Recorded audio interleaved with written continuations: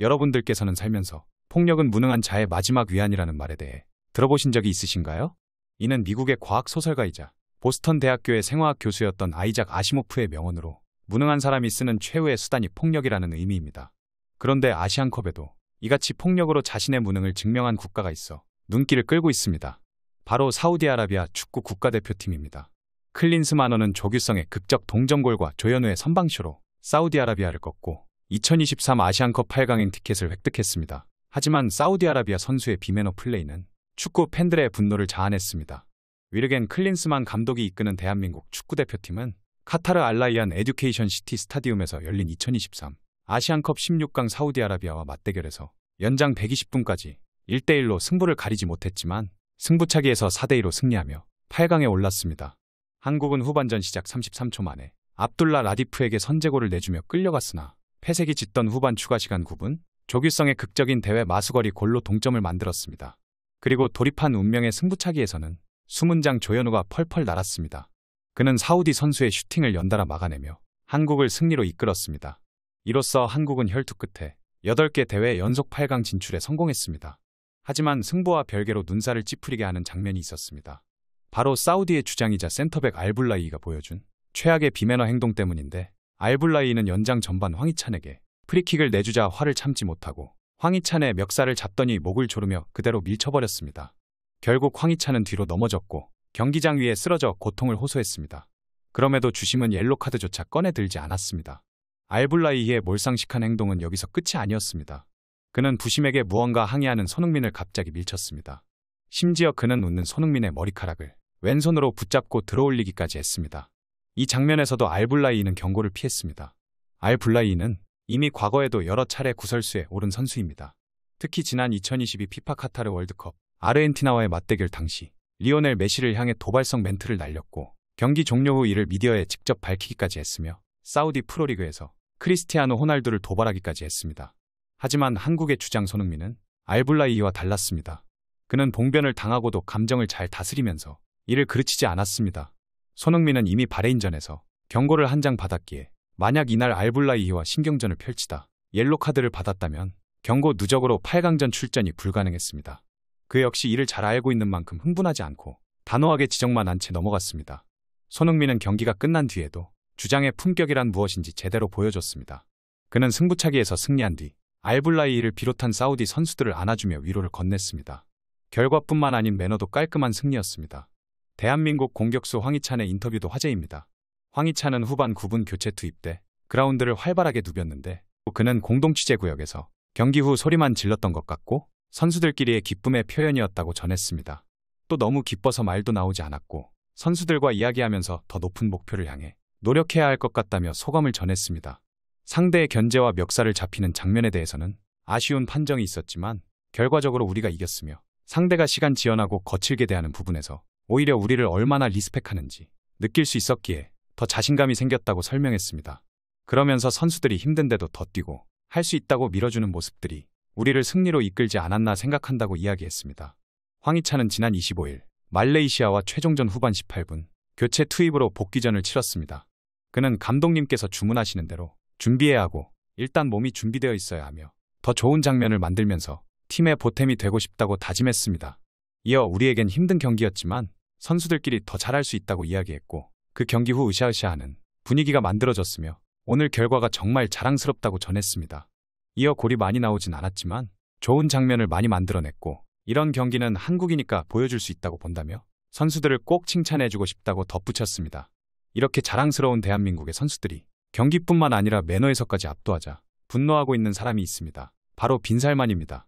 사우디아라비아의 실질적 통치자인 무함마드 빈살만 왕세자는 2034년 축구 월드컵 단독 유치를 본격적으로 공식화했습니다. 빈살만 왕세자는 스포츠의 가장 중요한 역할인 세계의 평화와 사랑의 메시지를 전파하려는 노력을 하고 있다고 밝혔습니다. 빈살만 왕세자는 막대한 오일 달러를 앞세워 2034년 월드컵 축구 유치에 국가의 역량을 총동원할 것으로 보입니다. 이미 사우디아라비아는 자국 축구의 위상 강화를 위해 엄청난 돈을 쏟아붓고 있는데 사우디는 월드컵 본선에 6회나 진출한 중동의 축구 강국입니다.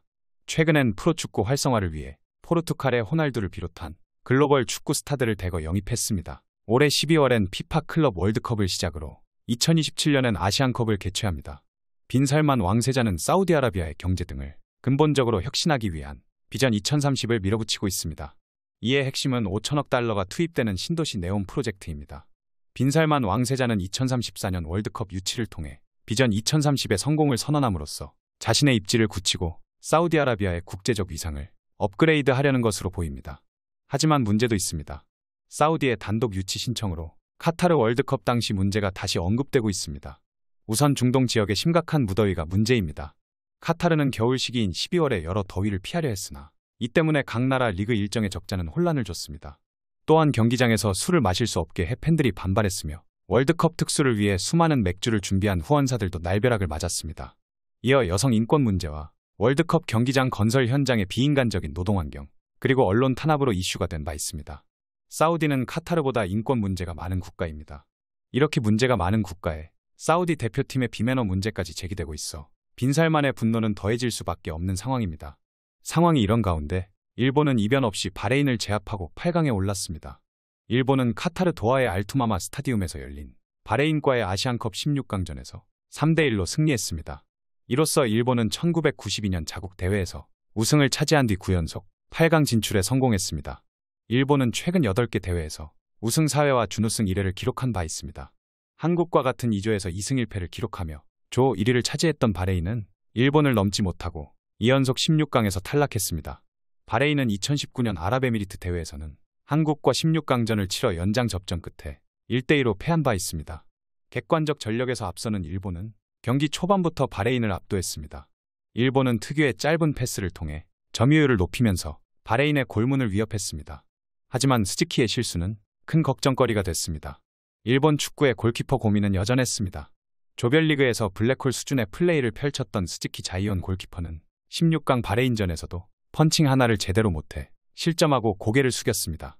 모리아스 하지메 감독 입장에선 중요한 토너먼트 승부들을 앞두고 그를 뺄 수도 없습니다.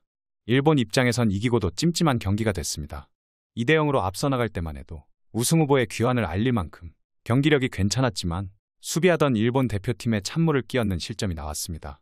코너킥을 바레인 선수가 헤더 슛으로 연결했는데 이때 스즈키의 펀칭이 약해 제자리에서 뜨더니 공이 일본 골문 쪽을 향한 것입니다.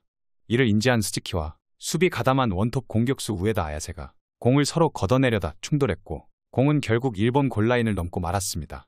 결국 이번 골은 우에다의 자책골로 기록됐지만 실점 장면을 복귀하면 펀칭을 제대로 하지 못한 스즈키의 책임이 크다고 할 수 있습니다. 스즈키는 이날 전반전엔 큰 문제 없는 플레이를 했으나 후반 들어 달라졌습니다. 우에다의 자책골 직전에도 바레인의 크로스를 제대로 펀칭하지 못해 다시 공격 기회를 줬습니다. 이어 날아온 크로스 때 낙하 지점을 잘못 포착해 허공에 주먹질을 하고 말았습니다. 일본 대표팀의 불안 요소임을 다시 한번 입증한 것입니다. 가나 태생 아버지와 일본인 어머니 사이에서 태어난 혼혈 선수 스즈키는 이번 대회를 앞두고 일본 대표팀 주전으로 올라섰습니다. 일본은 2022 카타르 월드컵을 마치고 골키퍼 세대 교체를 진행 중인데 스즈키는 이번 대회 오기 전까지 A매치 경력이 4차례에 불과했습니다. 모리아스 감독의 고집은 아직까지 실패라고 해도 과언이 아닙니다. 스즈키는 지난 14일 베트남과의 첫 경기에서 상대 세트피스 대처를 제대로 하지 못했고 이 실점 빌미가 됐습니다.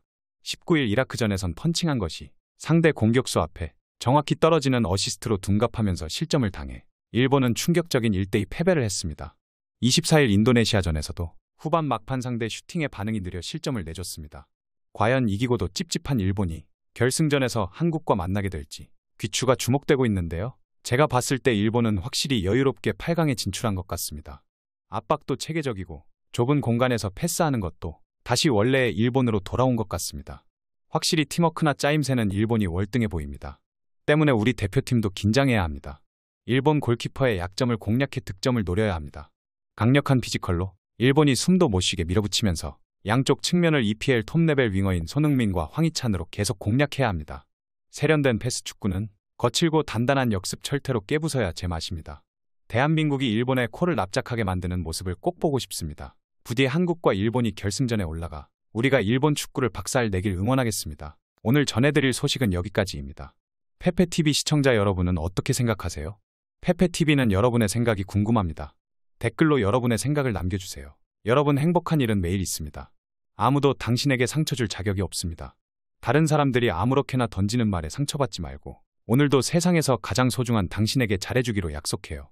지난 시간 스트레스 받는 일도 많으셨을 테고 힘든 기억들도 있으셨을 텐데 행복하기 위해서 불행했던 기억들은 모두 의식적으로 버리고 좋은 기억들만 남기세요. 어떤 아쉬움이나 후회가 남는다면 그 또한 내일을 살아가게 하는 인생의 경험일 테니 너무 괴념치 마세요. 무엇보다 가장 소중한 건 바로 당신 자기 자신입니다.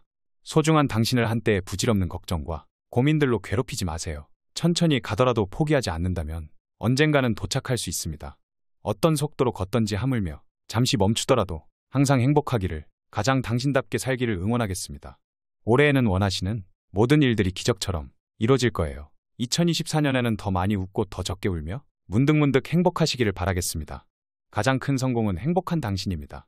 그럼 다음 영상에서 봬요. 감사합니다.